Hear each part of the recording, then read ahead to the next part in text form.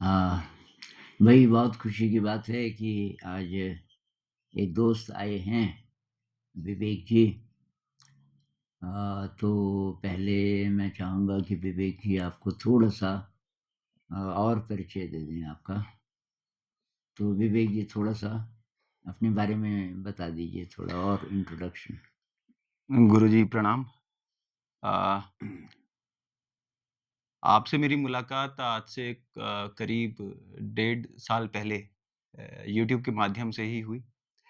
अ, सुनता तो मैं कई स्पिरिचुअल गुरुज़ को काफ़ी समय से था और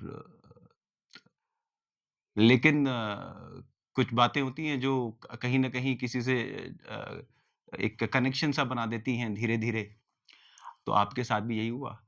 रही बात मेरे परिचय की तो नाम है मेरा विवेक रावत और मूलतः तो मैं उत्तराखंड से ही हूँ। अ, अभी फ़िलहाल मैं दिल्ली में अपनी परिवार के साथ रहता हूँ और कोई कॉर्पोरेट कंपनी में मार्केटिंग डोमेन में मैं कार्यरत हूँ। शिक्षा-दीक्षा मेरी भारत के भिन्न-भिन्न कोनों में हुई। अ, कश्मीर से कन्याकुमारी ले लीजिए। फिर उसके बाद कुछ खुद का भी रुझान ऐसा रहा कि अ, उसके चलते भी अलग-अलग जगहों पे जाने का, घूमने का अ, सौभाग्य मिलता रहा। आपसे मिलने की इच्छा तो काफ़ी समय से ही थी, लेकिन बस वही था कि बहाने नहीं बन रहे थे या कुछ बहाने बीच में अवरोध आ जा रहे थे। तो कल ही मैंने अपने जीवन के 35 साल पूरे करे हैं, तो कुछ ऐसा मन में विचार आया कि आज ही है मिलना है, जाना है। और जो समाज में रहता है जनरली जो सोसाइटी का है कि सेलिब्रेट करने का, मेरा ऐसा कुछ विचार धीरे-धीरे ये शांत होता जा रहा है कि आप शांति में भी आप बहुत उमंग और बहुत सेलिब्रेशन आप कर सकते हैं। तो बस मैं पहुँच गया 8 बजे दिल्ली से चला था और 5 बजे करीब आपके यहाँ पहुँच गया। और तो ऐसा करते हैं कि कोई आपके मन में कोई प्रश्न हो, हुँ, उससे बातचीत करते हैं। हुँ। वैसे गुरुजी प्रश्न से पहले मैं एक बार यहाँ का अनुभव बताना चाहूँगा कि जितना अभी मैं मॉर्निंग असेंबली से ही और बच्चों से ही रूबरू होके थोड़ा उस पार्ट में ही था, मैं भी असेंबली में ही था। तो अद्भुत है कल से लेके और आज तक जो भी ये पूरा यहाँ पे सेटअप करा है अंजनी सेन में आपने एपीवी के तहत बहुत ही यूनिक है और काफ़ी मतलब एक ये तो बस हम मतलब कई लोग सुन रहे होंगे हमें भी अभी लेकिन वो जो अनुभव जो है वो हुँ। यहाँ आके थोड़ा-सा ज़्यादा होता है और बच्चे जो हैं वो भी एकदम बेबाक निडर और अपने आप में ही मस्त हैं। कि सुपरविज़न वाली बात नहीं है कि कोई मुझे देखेगा हुँ, तो हुँ, हुँ। मोहन जी क्या बोलेंगे या प्रधानाचार्य जी वो क्या बोलेंगे। अ, काफ़ी अ, अद्भुत। यही मन में बार-बार है। हुँ। और मन में जो सवाल भी थे या कुछ रही भी होंगी चीज़ें वो धीरे-धीरे अपने आप ही हुँ। समाप्त हो गई, कम होती जा रही हैं कि अपने आप ही आंसर वो जो क्वेश्चन्स जो थे पॉइंटेड बाहर की तरफ वो कहीं न कहीं ऐसे अंदर इनवर्ड आके और वो यू पे आके ख़त्म हो गया कि रोशनी जो है कि यही रात को सोते हुए सोच रहा था मैं। तो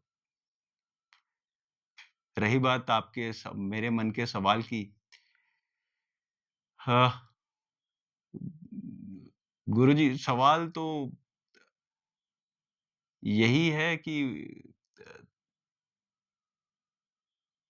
एक तो ये बताइए कि ध्यान और what is the difference between meditation and concentration?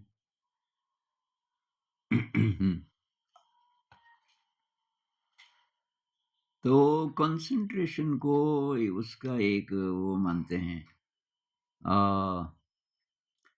तैयारी वाला स्टेप। अ, जैसे पतंजलि जी का सिस्टम है तो वो इसको धारणा बोलते हैं।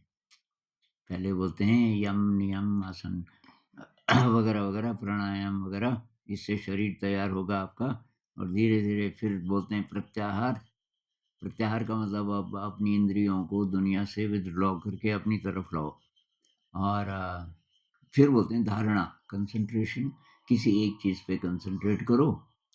अब वो ये नहीं बोलते कि आँखें खोल के या बंद, ज़्यादा डिटेल में नहीं बोलते, लेकिन कंसंट्रेट करो। जैसे आप बता रहे थे कल, कोई आप जो करते थे वो ऐसा ही था जी। कि कुछ यहाँ पे इमेजिन करो। तो वैसे ही पतंजलि भी बोलते हैं किसी भी ऑब्जेक्ट पे कंसंट्रेट करो और उसको धारणा बोलते हैं।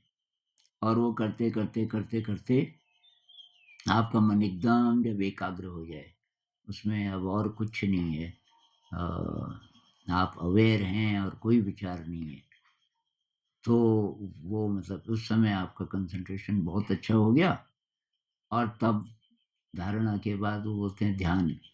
ध्यान में अब ऑब्जेक्ट की ज़रूरत नहीं है। ध्यान में यू आर जस्ट अवेयर और कुछ नहीं, बाकी सब खाली हो गया।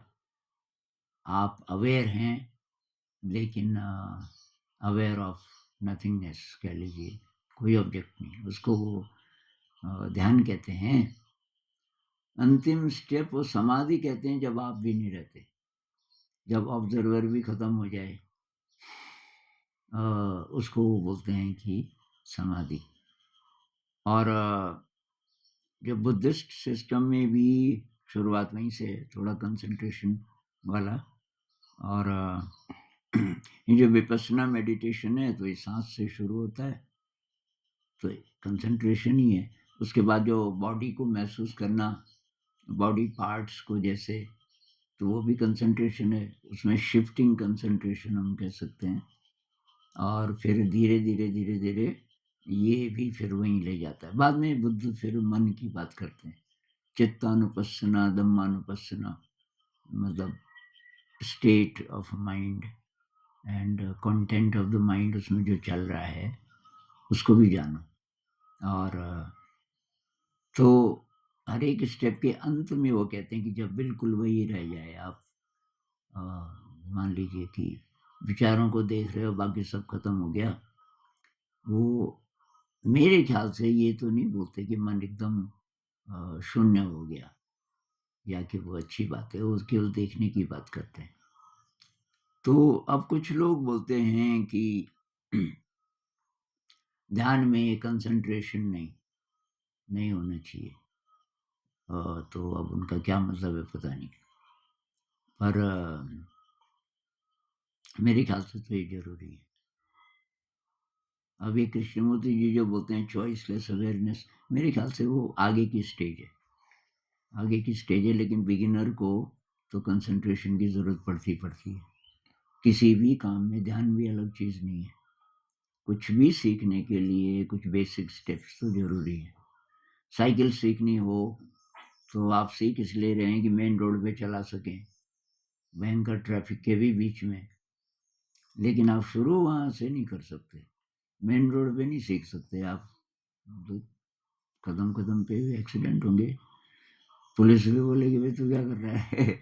चल एक तरफ हो जा। तो हम खाली मैदान ढूँढते हैं पहले और खाली मैदान में प्रैक्टिस करते हैं, तो वहाँ भी एक गाइड होता है पहले, जो पीछे से पकड़ के रखता है, भाई चिंता मत कर, बहुत डर लगता है। तो वो एक स्टेज है। फिर धीरे-धीरे हमारा कॉन्फिडेंस बढ़ता है, जब आप सीख जाते हैं, तब आप उसको बोलते हैं छोड़ दे भाई, अब आपकी ज़रूरत नहीं है, अब आप काफ़ी इंडिपेंडेंट हो गए। फिर आप जब काफ़ी एक्सपर्ट हो गए मैदान में, तब आप एक दिन हिम्मत करते हो मेन रोड पे, और तब धीरे-धीरे अब मैदान में आप अपने शौक के लिए प्रैक्टिस कर सकते हो और कोई एडवांस चीज़ें, लेकिन ज़रूरत नहीं है। ऐसे ही म्यूज़िक में हर चीज़ में मेरे ख्याल से ये शुरुआत में ये ज़रूरी है, धारणा जिसको बोलते हैं कंसंट्रेशन। शुरुआती बिंदु कंसंट्रेशन। कंसंट्रेशन अब ज़रूरी नहीं कि किस किस चीज़ पे, वो हर एक को अलग-अलग चीज़ें सूट करती हैं। तो अब साँस भी मुझे, तो अब मैं साँस भी नहीं करता अब मैं ध्यान में बैठता हूँ तो मैं, ये शरीर तो अपने आप महसूस होता रहता है और मैं मन को भी देखता रहता हूँ साथ-साथ। बॉडी पार्ट्स पे ध्यान ले जाता हूँ, लेकिन उसके साथ विचार भी। जैसे मैं सिर को महसूस कर रहा हूँ, अब मान लीजिए कि मैं डेढ़ 2, 3 मिनट सिर को ही महसूस करता रहूँगा, तो उस बीच में वो भी देखता रहता हूँ, मन में क्या चल रहा है, दोनों एक साथ। बुद्ध भी कहते हैं दरअसल, चत्वारो सतिपट्ठान, 4 प्रकार से अवेयर रहो। इसको कुछ लोग ट्रांसलेट करते हैं फोर फोल्ड अवेयरनेस। 4 चीज़ों की अवेयरनेस है आपको एक साथ। एक तो शरीर, हुँ, अब शरीर मुझे महसूस हो रहा है। दूसरा शरीर में संवेदना, हुँ। संवेदना होती है, कहीं दर्द सा, कहीं खुजली सी, कहीं सिरहन सी उठती है। हाँ, वो संवेदना हो गई। हुँ, तो उसको वो कहते हैं शरीर की अवेयरनेस, कायानुपस्सना। अब उसमें संवेदना होने लगी तो वो ज़रा और बारीक है, तब उसकी अवेयरनेस, तो उसको कहते हैं वेदनानुपस्सना। फिर स्टेट ऑफ माइंड का मतलब मन की कैसी दशा है इस समय? मन फ़ोकस्ड है कि स्कैटर्ड है, कि आलस्य सा आ रहा है मन में, कि डाउट आ रहा है, कि आप भागने की कोशिश कर रहे हो उससे, पलायन की फीलिंग आ रही है, छोड़ो यार कल कर लेंगे ध्यान, वगैरह-वगैरह। कैसी स्टेट ऑफ माइंड है कि एकदम अलर्ट हो, एकदम फ़ोकस्ड हो वगैरह। और फिर कहते हो धम्मानुपस्सना, क्या उत्पन्न हो रहा है पल-पल और क्या नष्ट हो रहा है। कोई विचार है तो अब जैसे आप देखोगे वो फिर खत्म हो जाता है, फिर दूसरा आता है, उसको देखते रहो। और चत्वारो सतिपट्ठान, मेरे ख्याल से ये कह रहे हैं ये चारों एक साथ। अब आपको ये एनालाइज़ करने की ज़रूरत नहीं है कि मैं इस समय इन 4 में से कौन-सी अवेयरनेस है, वो सब अपने आप होता है एक साथ। शरीर महसूस हो ही रहा है, शरीर में कहीं संवेदना है, वो भी पता चल रही है। उसमें अब बाधा जैसे ही पड़ती है तो तब मन का पता चल जाता है, इस समय मन में ये चल रहा है, ये चल रहा है। और फिर विचार का भी इमोशनल कलर होता है कुछ न कुछ। मतलब विचार आया तो कैसा है, राग वाला है कि द्वेष वाला है? विचार कुछ अच्छा वाला है कि अटैचमेंट वाला है? कोई पुरानी अच्छी याद आ गई, कोई रिग्रेट वाला है? अचानक आप ध्यान में बैठे हैं और नानी की याद आ गई। नानी ने बोला था, "बेटा घर आ जा, मेरा कोई भरोसा नहीं है।" और आपने बोला, "अभी तो नानी ठीक-ठाक है।" अगले हफ्ते खबर मिली कि नानी गई, आप सबसे ज़्यादा उसी को प्यार करते थे। हुँ, अब आप जब गए तो कुछ भी नहीं, डेड बॉडी भी नहीं थी वहाँ तो, और वो रिग्रेट अभी तक आपको है। और वो ध्यान में आ सकता है। तो ये हुई आपकी विचार का इमोशनल कलर। विचार आया, ऐसे ही पता नहीं क्यों आया नानी का। मान लीजिए कि आपने कोई आवाज़ सुनी बाहर, किसी अ, बुज़ुर्ग महिला की, और उसकी आवाज़ मिलती है नानी जी से, इसलिए आज याद आई हो, किसी भी कारण से याद आ सकती है। या आपको अचानक ख़्याल आया कि अब मेरी छुट्टियाँ हैं आगे, कुछ ज छुट्टियाँ जमा हो रखी हैं, मैं 10-12 दिन की, कहाँ जाऊँगा? और आपको वो भी गाँव याद आता है और आपको नानी की याद आ जाती है। तो ये सब जो भी है उसको देखते जाना है। अब कितना आप तटस्थ रह सकते हो, ये ट्रेनिंग है। विपश्यना में ये है कि चिपको मत किसी भी विचार से। उसको तटस्थ होके देखो आप। आप ऑब्ज़र्वर हैं और एकदम इक्वानिमस, मतलब समता भाव में। अच्छा है, बुरा है, सब ट्रैफ़िक की तरह। सड़क पे ट्रैफ़िक की तरह देखो। अच्छा है तो आपका थोड़ी है। ऐसा मत बोलो कि मेरा, बस आई कोई बहुत रंगीन, मेरी बस थोड़ी, वो तो ट्रैफ़िक है। मेरी बोल दिया तब आप शामिल हो गए उसमें। शामिल हो गए, आप पता ना कितनी दूर तक जाते हो उसमें बैठ के। फिर ख्याल आया, अरे यार! मैं कहाँ शामिल हो गया इस विचार में, मैं तो ध्यान कर रहा था। तो उतनी देर लगती है फिर दोबारा से। तो इसमें ये है कि अगर आप किसी भी संवेदना को, पहले तो शरीर में, उसको भी तटस्थ भाव से, शुरुआत तो वहीं से होती है, शरीर से। अब बहुत पीड़ा, बहुत दर्द हो रहा है, टाँगें भारी हो गई बहुत, पीठ में दर्द हो रहा है, तटस्थ भाव से देखना, हिलना-डुलना नहीं है। उसमें ये है कि वो वेलकम, जो भी आ रहा है, आइए। बहुत ज़्यादा तरंग महसूस हो रही है अब, उसको भी पकड़ो मत, उसको भी जाने दो, ऐसे ही विचार।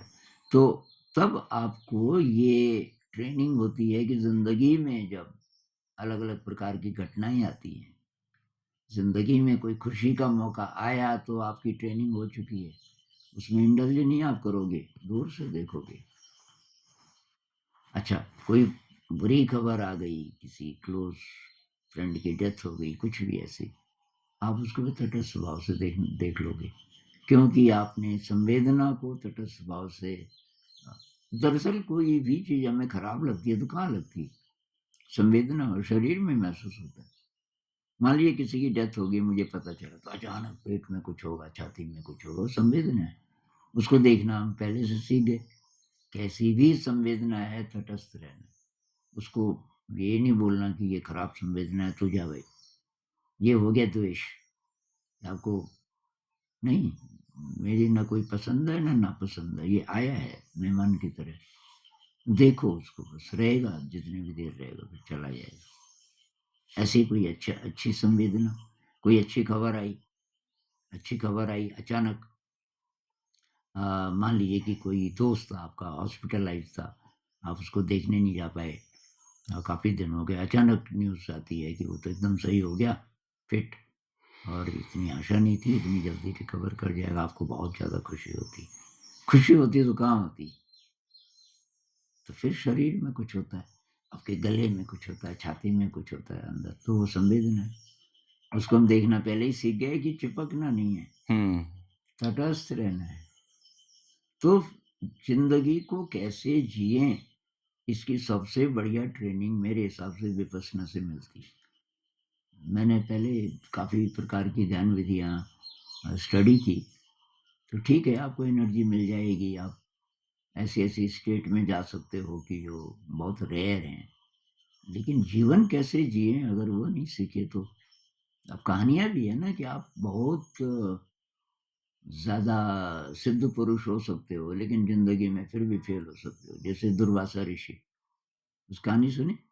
अ, तो हाँ, थोड़ा-थोड़ा मुझे रिकॉल हो रहा है लेकिन ऐसे दुर्वासा ऋषि को गुस्सा बहुत आता था, तो वो अकेले चले गए साधना करने, पता नहीं कितने साल, हुँ, और उनके अंदर सिद्धियाँ आने लग गई, हुँ। कुछ-कुछ प्रकार की। जी। एक सिद्धि ये भी थी कि वो जो बोलते थे, बहुत पावर से वो हो जाता था।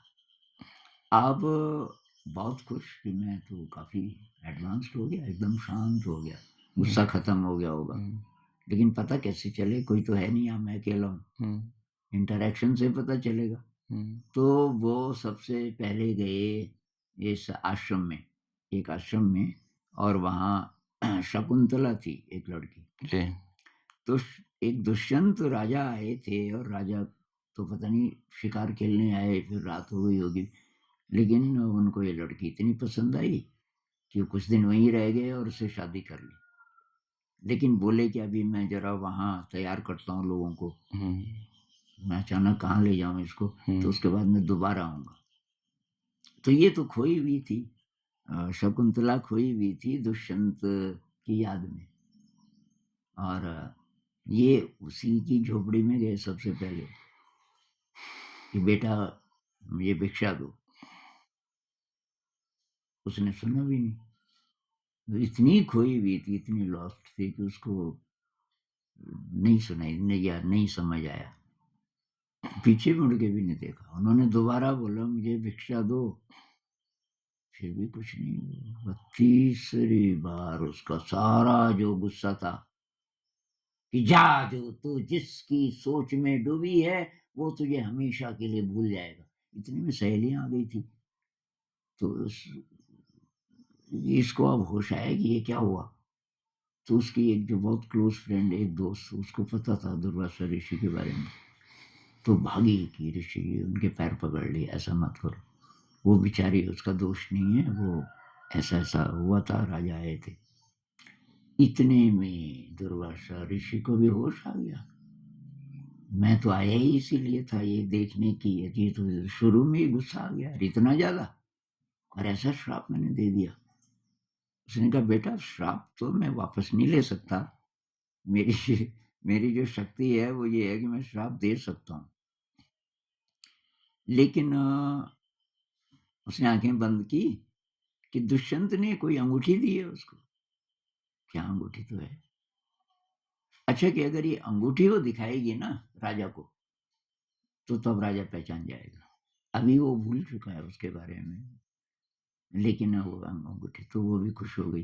ख़ैर कहानी आगे बढ़ती है, वो अंगूठी भी खो जाती है और हुँ। फाइनली मछली की उसमें चली अच्छा हुँ, आपको याद आ गया। तो हुँ, वही कहानी।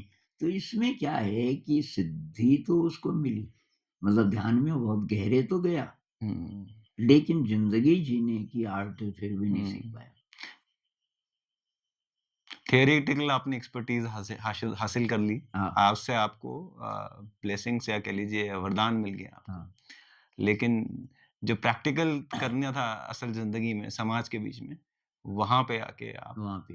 तो विपस्सना हमें ये सिखाती है, क्योंकि विपस्सना में बार-बार याद दिलाते हैं कि ये जो मेडिटेशन आप कर रहे हो ये तब सफल होगा जब आप शील का पालन करोगे। हुँ, अब शील में चोरी नहीं करना, हिंसा नहीं करना, नशा नहीं करना, इल-विल, बुरे विचार, ये सब नहीं बुरी होना चाहिए। फिर वो पारमिताओं की बात करते हैं कि इनका अभ्यास करो। क्या? कि कृतज्ञता का भाव अगर नहीं भी आपके अंदर प्रैक्टिस करते-करते हो जाएगा। विनम्रता का भाव, देने का भाव, सेवा का भाव, ये काफ़ी सारी चीज़ें कि इसका भी अभ्यास करो। और फिर बुद्ध का ये नहीं था कि बैठे ही रहो।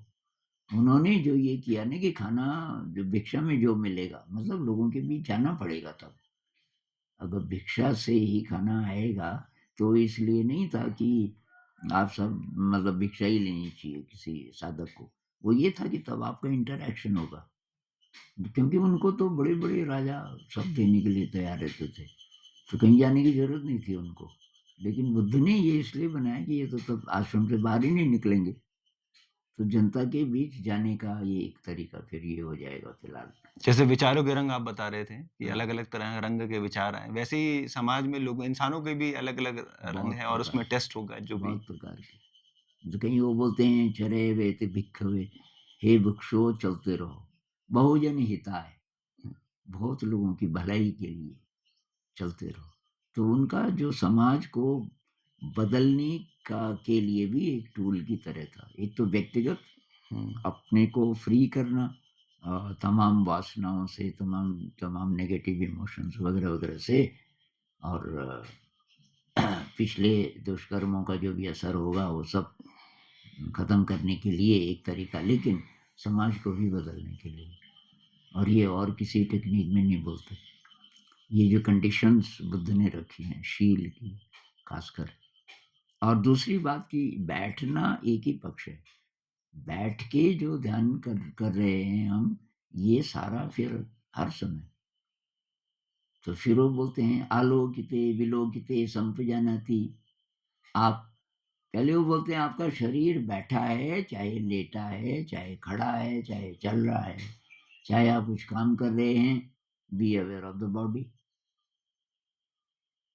B aware of the breath. अगर उस ब्रेथ जो भी सूट करे आपको, ब्रेथ से ज़्यादा फिर वो बॉडी बोलते हैं कि बॉडी की अवेयरनेस, कुछ भी करते हुए। उसी तरह जब चित्तानुपस्सन है मन को देखना, तो वो भी किसी भी समय, ये नहीं कि बैठे-बैठ के।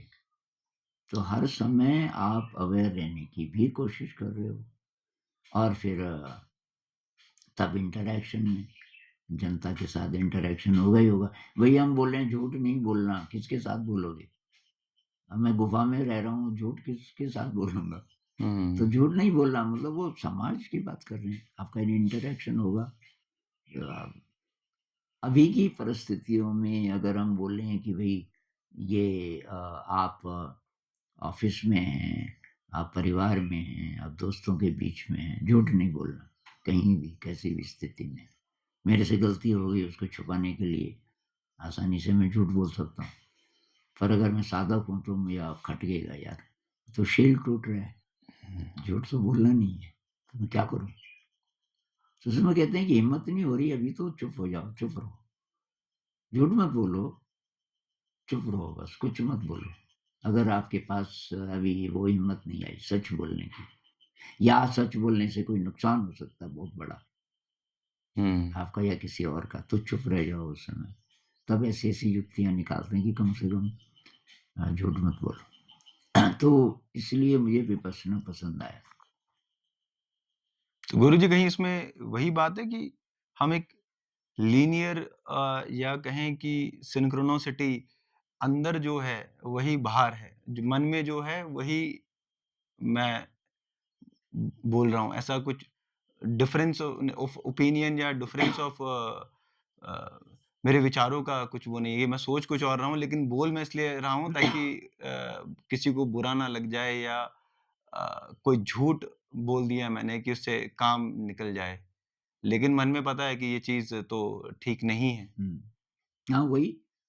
अब वो साधक है तो वो तो मन को बहुत गहराई से देखना सीख गया। तो उसको सारी ट्रिक्स का पता चलता रहता है साथ-साथ में ये क्या कर रहा हूँ। बहुत बार हम बाहर चाहे नहीं भी बोले, मन ही मन में पहले ट्रिक चलती रहती है, कि ऐसे नहीं तो मैं ऐसे बोलूँगा, ऐसे दिक्कत उसी से ही बोलूँगा। है। हाँ, बाहर से तो और तो फाइनली चाहे मैं कुछ भी वहाँ ज़रूरत भी नहीं पड़ी, लेकिन मन ही मन में वो जो चलता रहता है। मान लीजिए बॉस ने बुलाया, आप जैसे ऑफ़िस में गए, किसी ने बोला यार अभी बॉस ने बोला था कि वो जैसे ही वो आए, मेरे पास भेजना। अब आपको अचानक से बहुत प्रकार की चीज़ें मन में, यार क्या गलती हुई होगी? अच्छा, एक फ़ाइल रह गई थी उनकी, तो मैं क्या बोलूँगा? मैं बोलूँगा कि भई बेटे का जन्मदिन था और जी तो वगैरह-वगैरह।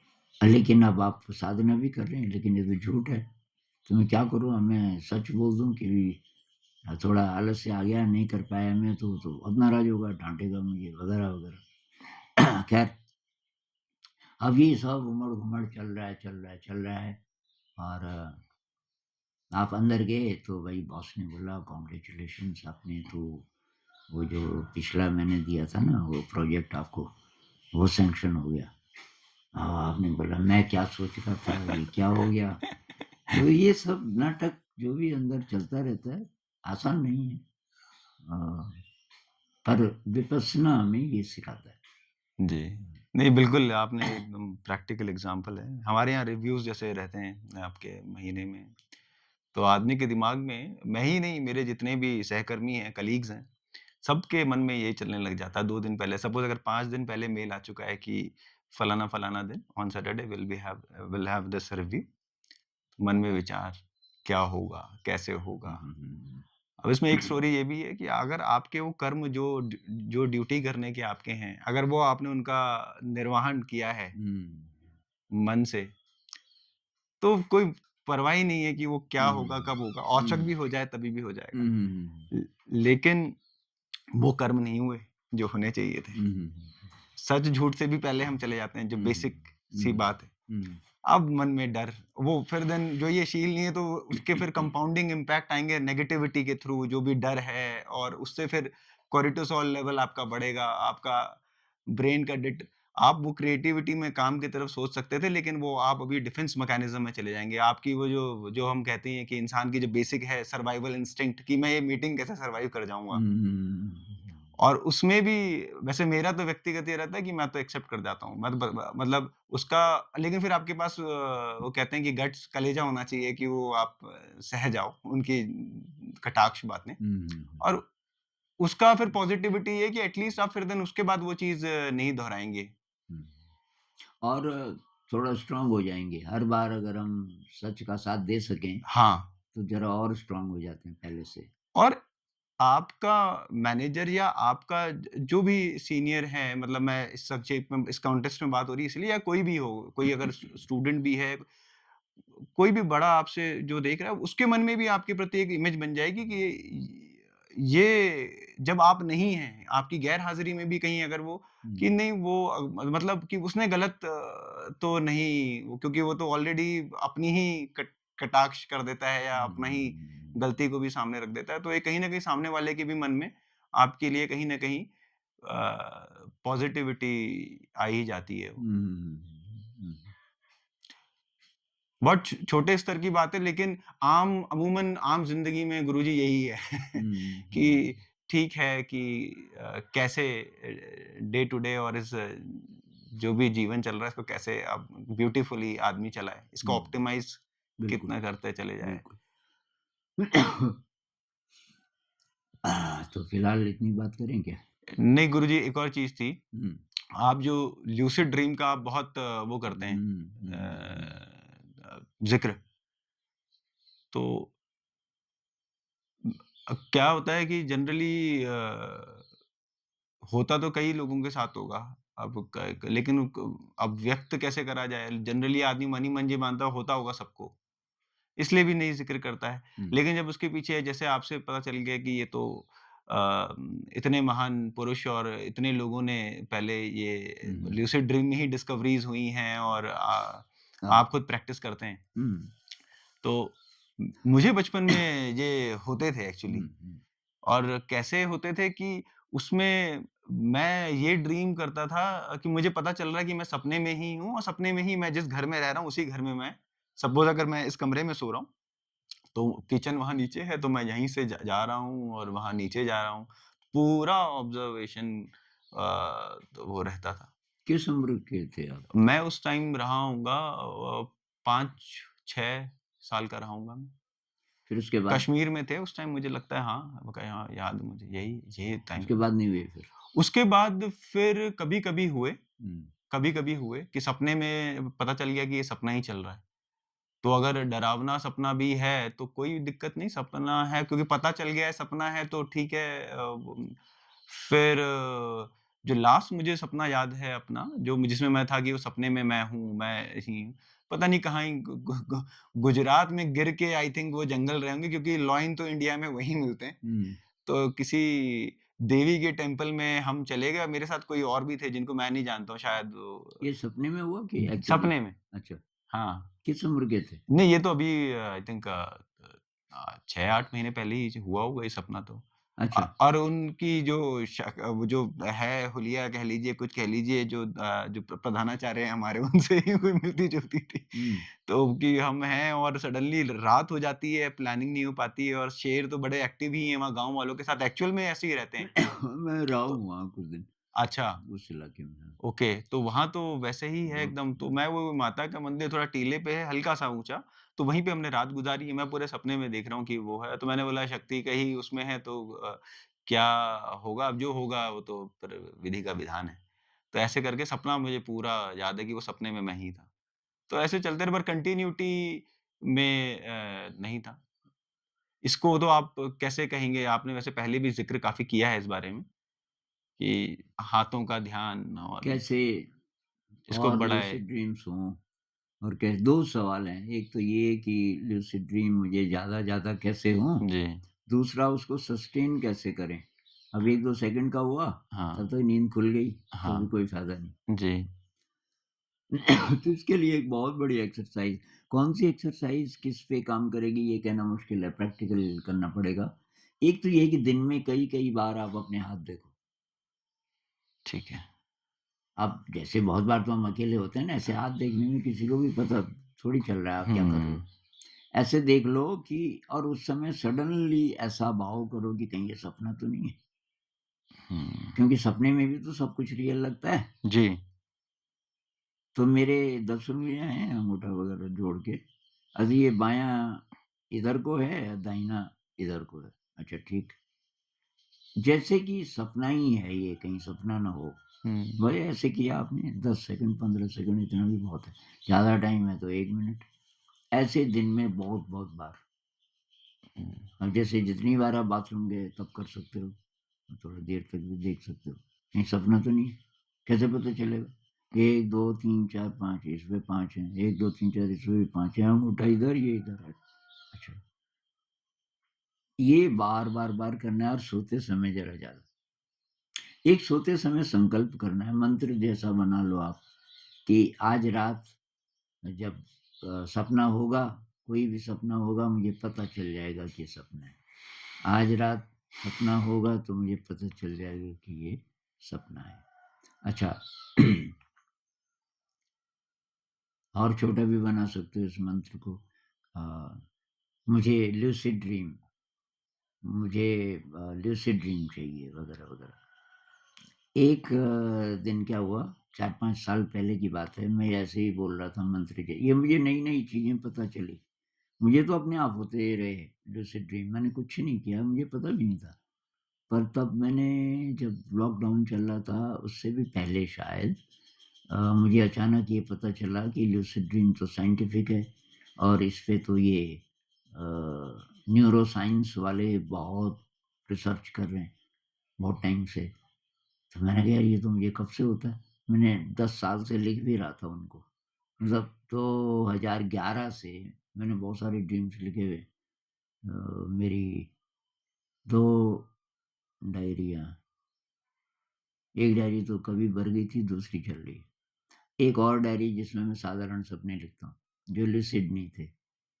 तो सोते समय ऐसे मैं बोल रहा था कि आज मुझे पता चल जाएगा कि सपना है।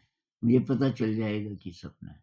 मुझे पता चल जाएगा कि ये सपना है। अभी मैं सोया नहीं था, फिर बीच-बीच की स्टेज आई, मुझे पता चल जाएगा कि ये सपना है और एक भयंकर बिल्डिंग थी, बहुत बड़ी और मैं भी बोल ही रहा था, मुझे पता चल जाएगा कि ये सपना में अभी मैंने कहा ये सपना है।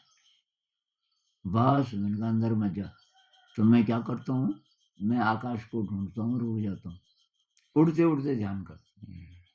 उड़ते-उड़ते दृश्य को देखते हुए, दृश्य बहुत ज़्यादातर बहुत सुंदर है। मतलब इस धरती पे ऐसा सुंदर कुछ मिलना बहुत मुश्किल है। और उसके साथ मैं विचार देखता रहता हूँ कि मन खाली होना चाहिए मेरा, हो जाता है।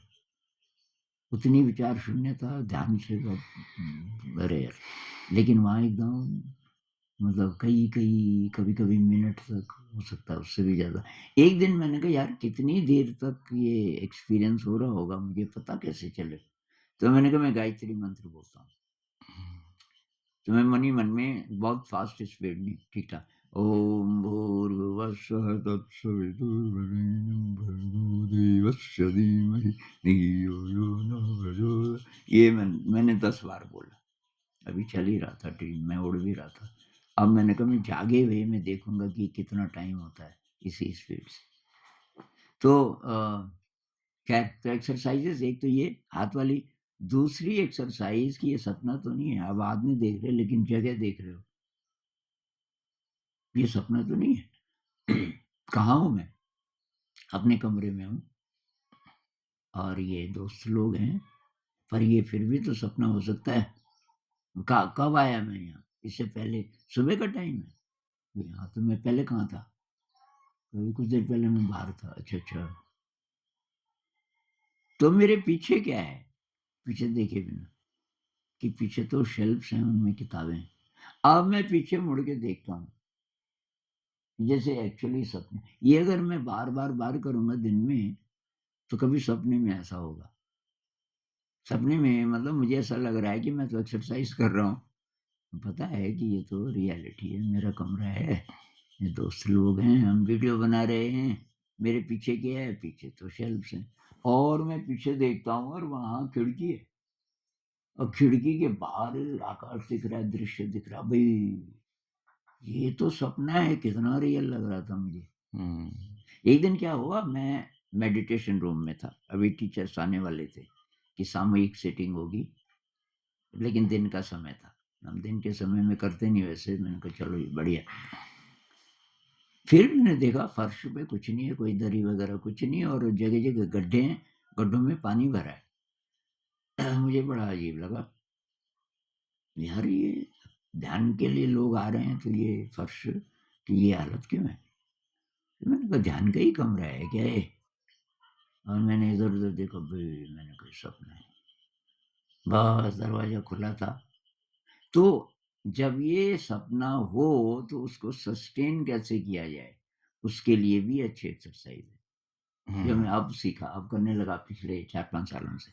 वहाँ मैं हाथ देखता हूँ, 10 उँगलियाँ नहीं होती। या तो उँगलियाँ बहुत लंबी-लंबी होंगी। अच्छा, एक तो वो और उससे झटका-सा लगता है और ज़रा ड्रीम देर तक चलता है। दूसरी मेरी एक्सरसाइज़ है, ऐसे हाथ रगड़ो और हुँ। छुओ अपने को, ऐसे। हुँ। उससे भी ड्रीम ज़रा लंबा चलेगा। कुछ खा लो, कुछ नहीं, एक दिन मैंने कहा क्या खाऊँ? कुछ भी नहीं है, मिट्टी थी, मैंने कहा मिट्टी खा लेता हूँ, सपना है ये तो उससे भी लंबा चलेगा। एक बार एक झाड़ी मिली पर इतनी कंटीली कि उसकी पत्ती में तोड़ने में बहुत देर लगी, पर खाया मैंने फिलहाल उसको। तो उस ये ड्रीम में ही? हैं? ड्री ड्रीम, ये ड्रीम है, तब ड्रीम ज़रा देर तक चलता है। एक और मैंने नई चीज़ सीखी, मैं पीछे को गिरता हूँ। मैं खड़ा हूँ, खड़ा होके पीछे को गिरता हूँ और रियल लाइफ़ में तो कर नहीं सकते ऐसा। मुझे मालूम है मैं चोट नहीं लगेगी क्योंकि ये सपने। पीछे को मैं गिरता हूँ तो बदल जाता है दृश्य। मैं कहीं और पर ड्रीम चलता है आगे। तो ये आपको करना पड़ेगा। फिर जब आपको होने लग जाए लूसिड ड्रीम तो उसको आप कंट्रोल कैसे करें? जैसा लैंडस्केप आपको चाहिए, वो आ जाएगा। जिस व्यक्ति से आप मिलना चाहते हो, कोई दोस्त है या कोई मर गए थे बहुत पहले, आप मिलना चाहो, आह्वान करो, तो जितनी शक्ति आप जुटा पाए, उस पर डिपेंड करेगा कि आप कितनी सफलता आपको मिलती है। तो वो करने के लिए पहले आपको कुछ और चीज़ें करनी चाहिए। जैसे दीवार पे हाथ डालो, ये दीवार है, उसमें हाथ घुसाओ। हुँ, अगर पूरा कॉन्फिडेंस है, फुल्ली लूसिड हैं आप, लूसिडिटी की भी डिग्रीज़ होती हैं। फुल्ली लूसिड हैं तो आपका हाथ चला जाएगा। हाथ चला गया तो एक बहुत बड़ा स्टेप है। अब आप पूरे भी निकल सकते हो उस दीवार से। जिस दिन आप फैसला करोगे मुझे दीवार तो सपने की दीवार है, असली थोड़ी, मुझे इसमें से गुज़रना है और आप निकल जाओगे। बहुत साल तक मुझे क्या होता था ट्रैप हो गया मैं उड़ते-उड़ते, पता नहीं कैसे किसी बिल्डिंग के अंदर, अब बाहर निकलने की जगह तो मेरे मन में ये नहीं आता था कि यार मैं ये तो सपना है ना, तो मैं दीवार से क्यों नहीं जा सकता? तो ये सीखना पड़ता है वहाँ कि कैसे करके। अब सस्टेन होने लग गया, आपका ड्रीम चलने लग गया 1 मिनट, 1.5 मिनट, 2 मिनट कभी-कभी और ज़्यादा किसी-किसी को आधा-आधा घंटा या इससे ज़्यादा तक भी रह जाता है। लूसिड ड्रीम चल रहा है, तो उसमें ध्यान करो। बेस्ट चीज़ जो वज्रयान बुद्धिस्ट कहते हैं कि लूसिड ड्रीम सीखो, अगर होता है आपको पहले से तो ठीक, नहीं तो सीखो इसलिए कि वहाँ ध्यान करना सीखें और अगर ड्रीम में आप ध्यान कर पाए, तो उसका असर बहुत हज़ारों गुना ज़्यादा होता है। 1 मिनट अगर आप ध्यान कर पाए लूसिड ड्रीम में, तो कई हज़ार घंटों के ध्यान के बराबर है जो हम जागे हुए में करते हैं। इसके वीडियो 4-5 तो हैं मेरे चैनल पे, कुछ पुराने हैं, 1 साल पुराने। हुँ। इतनी बात करें? हाँ, अच्छा, नमस्कार। नमस्कार।